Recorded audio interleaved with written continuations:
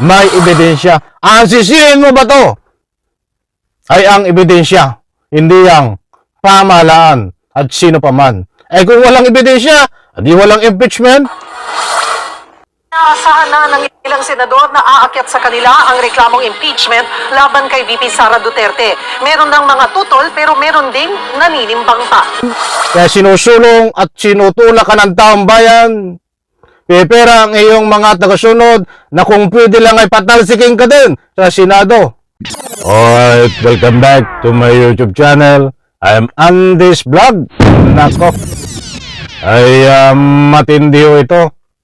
Senador Bato ay gusto rin nung patalsikin diyan sa Senado.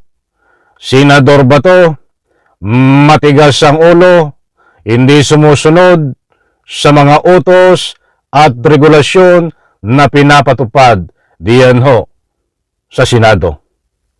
Ayaw sundin din ang Senate President na si Chis Escudero. Ay matindi ho ito.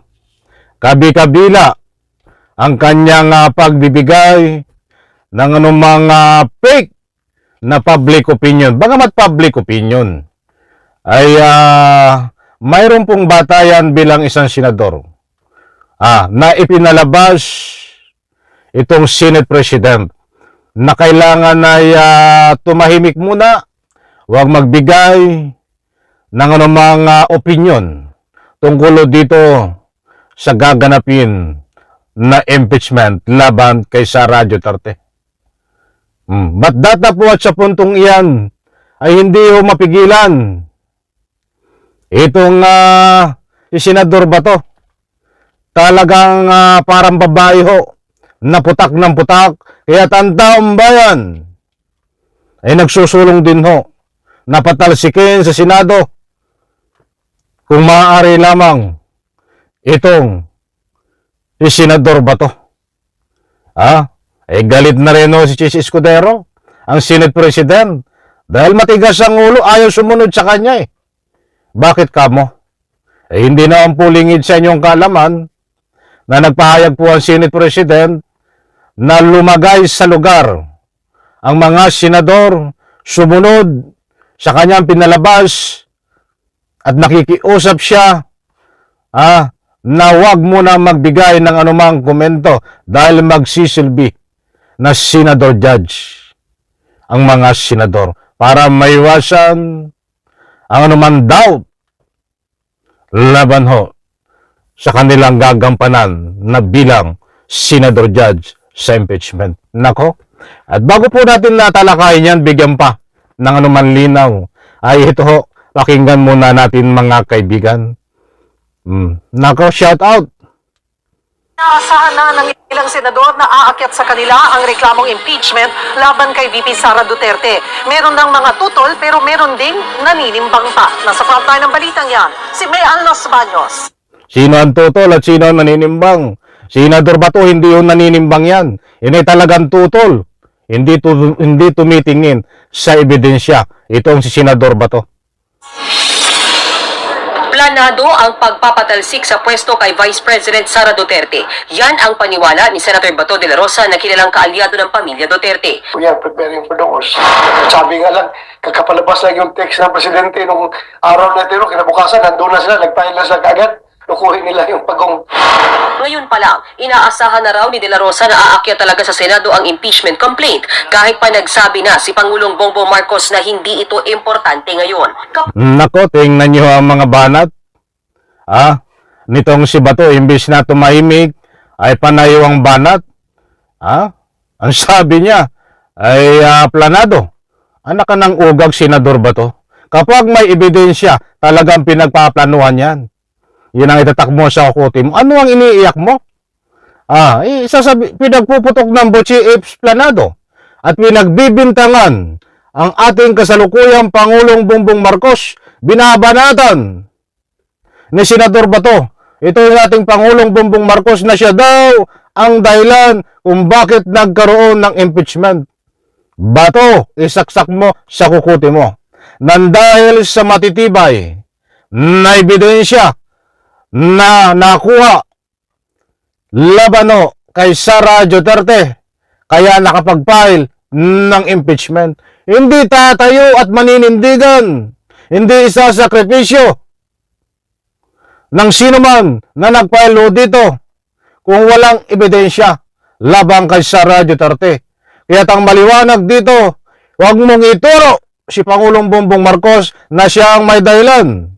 Siya ang pasimuno ng lahat kaya nagkaroon ng impeachment. Nagbatay ho sa ebidensya. May ebidensya. Ang sisihin mo ba to? Ay ang ebidensya, hindi ang pamahalaan at sino pa man. Ay kung walang ebidensya, di walang impeachment, loko-loko talaga ito. Ito pa. Pag nagkataon, apektado raw ang kampanya ng mga gaya niyang re-electionist lalo't sila ang magsisilbing senator judge. Trabaho man talaga namin yan to set as a impeachment court. Kung hindi kami makakampanya, di lugi tayo. Sa 23 senador, 16 ang kailangan bumoto para ma-impeach si VP Sara. Pero kapag may 8 bumotong not guilty o nag-abstain, mananatili sa pwesto ang bise. Iba na naman ang takbo ng iyong kalakalan ng dahil lang sa pagkakaibigan nyo ni Sara Duterte, ng dahil lang na utang na loob mo kay Digong kaya naging hippie ka ng pulisya, kaya naging senador ka, ay ginagawa mo lahat na tumitingin ka sa pagkakaibigan, hindi sa tunay na ebidensya. May ebidensya kay Sara Duterte, yun ang tingnan mo, senador ba to? Eto mga kaibigan nako, baka kulangin tayo sa oras at ibabahagi ko po sa inyo itong mga binitawan ni Senate President Escudero. Ito po. Pakinggan mo ito ba to? Kapag na-transmit na sa amin ang articles of impeachment, magsisimula na ang aming trabaho bilang impeachment court. Ito pa. Titiyakin naming patas at naayon sa batas ang proseso. Naririnig mo ba yung bato? Ang sabi ni Senate President Escudero, titiyakin namin patas at naayon sa batas ang proseso. Ba't ikaw hindi ka marunong sumunod ba to? Ngayon ay wala pa nga, na ika nga po'y hindi pa nagsisimula ang impeachment. Ano ang ginagawa mo? Nagkakaroon ka agad ng iyong self-proclaim na hatol laban diyan kay Sara Duterte. Napapawalan sana mo at hindi ka bubuto at ika nga po'y hindi ka titingin sa ebidensya. Bagos ang titingnan mo ang inyong pagkakaibigan. Nasaan ang tunay at tapat na pagsilbi mo sa Republika ng Pilipinas? Hindi ka nagsisilbi sa Republika ng Pilipinas bilang binuto ka ng taong bayan. Bagos ang pinagsisilbihan mo ay itong mga Duterte, Sara Duterte, Digong, at siyempre si Kibuloy. Nasama ko si Kibuloy dahil may ebidensya ho tayo. Noong kapanahonang hinuhuli si Kibuloy, ay nandyan ang pagsisilbi mo. Instead, sa halip na ikaw ay isang senador, dapat ang mainam mong ginagawa ngayon ay nasa gitna ka. Wala ka sa gitna eh. Obvious na obvious. Na talagang gagawa ka ng paraan na haharangin mo na nagpuprovoka na talagang nangihikayat ka pa ng mga senador para pumanig sa inyo at ipagtanggol si Sara Duterte. Ang gusto naming ipunto, mga mahal kong taga-subaybay, bilang isang ordinaryong mamamayan at karapatan namin dahil kami ay nagbabayad din ho ng anumang buwis. Kami din ho ay kasama ang taong bayan at siyempre itong mga mahal kong taga-subaybay, kahit kami ho ay mahihirap, kasama rin po kami sa mga nagbabayad na buwis na karapatan po namin na gamitin ang inyong serbisyo bilang isang senador na magsilbi sa Republika ng Pilipinas. Ba't ito si Bato at iba pa niyang mga kasama at itong si Sara Duterte, sayang lang ho ang pinapasweldo dito ng taong bayan. Hindi ko na iisa sa inyo kung sino itong mga senador na ika nga po ngayon pa lang ay hinahatulan niya na si Sara Duterte na hindi po makukumbek, ibig sabihin, hindi may impeach. At ang sabi nga ni Bato, ay magkakaroon ng kampihan porsyon. Aba, ay kahit walang impeachment, ay nagkaroon ka na ng kampihan porsyon. Bato, huwag mong gamitan ng impeachment sa sinasabi mo na kampihan porsyon.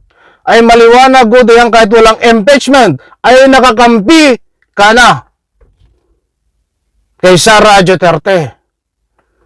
Dapat nasa gitna ka. Senador Bato. Anong klaseng senador ikaw?